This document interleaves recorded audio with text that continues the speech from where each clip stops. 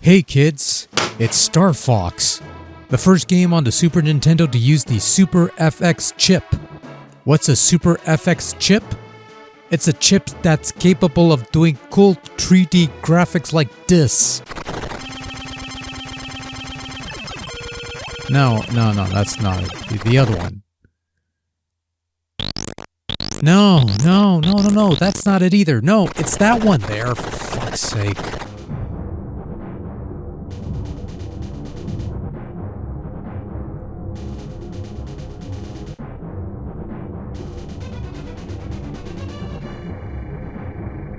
Back in 1993, this was mind-blowing and awe-inspiring.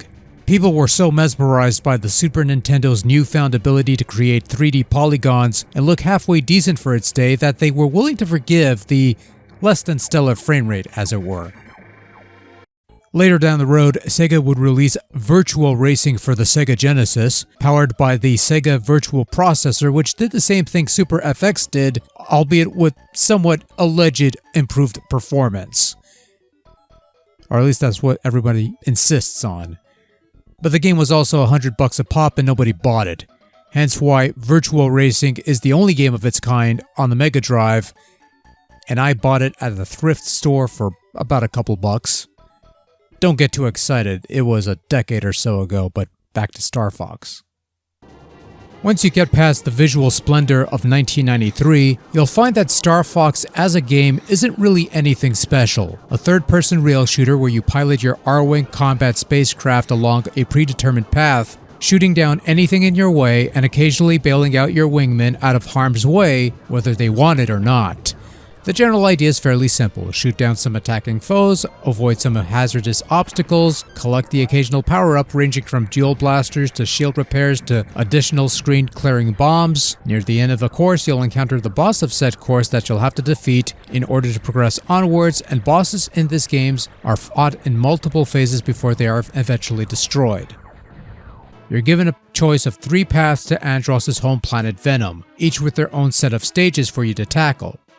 I like this idea, because rather than give you a difficulty setting that changes a few things here and there, you're given 3 distinct paths with unique stages and thus unique challenges for you to tackle. Even the first stage of Corneria differs on each of the 3 paths, and the third path, naturally, is the toughest of the bunch. There's also a couple secret stages you could reach through secret means. One is a shortcut while the other is something to behold, and by the way, you can't escape from this other one, which means you're out of the picture, Andross eventually wins, everybody dies.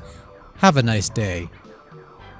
Star Fox also features a training mode where you can learn the ropes and learn how to fly your super high-performance combat spacecraft until you get bored with your wingman calling you out for your shitty flying skills, and there's 4 button configurations you could choose from that fits your style, though really, it's 2 configurations while the other 2 is merely flipping the Y-axis. Whichever option you go with, they work well enough, they're fairly tight and responsive, and your R-Wing handles fairly well all things considered, so it really boils down to learning how to fly properly and trying to shoot down or avoid all the crap headed your way.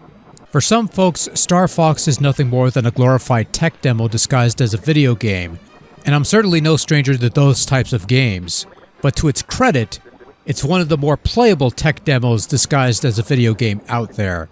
Fairly straightforward rail shooter, easy to understand, get acclimated to. You have power-ups such as shields and twin blasters and nova bombs that improves your overall performance. Couple alternative levels you can access if you accomplish certain tasks, sort of a precursor to the branching paths of 64, if you want to stretch that far. The game also features a neat first-person view for the space levels.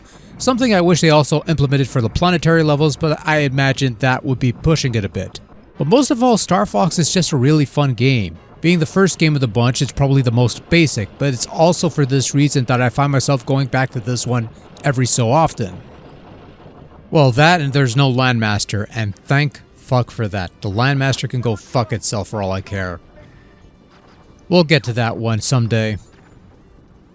For 1993 standards, seeing a Super Nintendo game pull off similar 3D polygonal stuff that some moderate level PCs of the time could do fairly easily was mightily impressive, and even as a youngster, I was pretty mesmerized by how cool the whole thing came off. Nowadays you look at Star Fox and it doesn't look like much. Sure, you've got polygons that somewhat resemble ships, and just seeing this stuff in action is a feat in itself, but then you also have a somewhat janky frame rate as well as occasional bouts of slowdown for when things need big explosions or lots of stuff on screen. Ultimately, it's the biggest weakness of the Super FX, and a bit of a common ailment with lots of games implementing that chip. The background art is nice, as are the talking heads.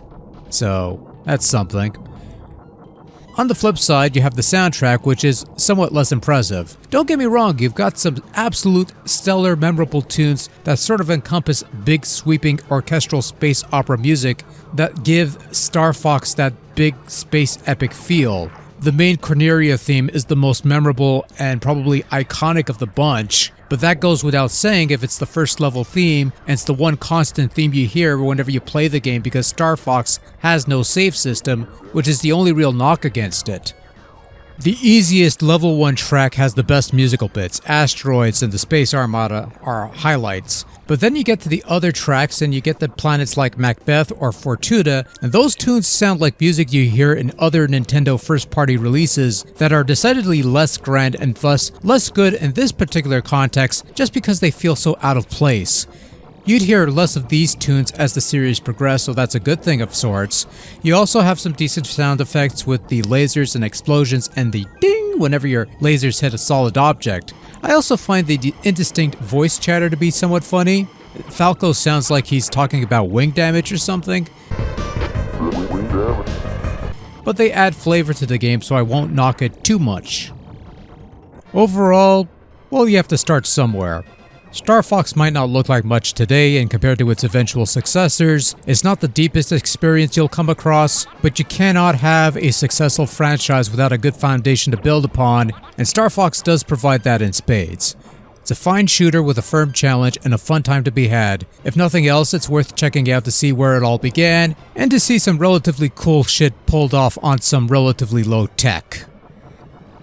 And also, not a single landmaster to be had anywhere in Star Fox 1 for the Super Nintendo. And thank fuck for that.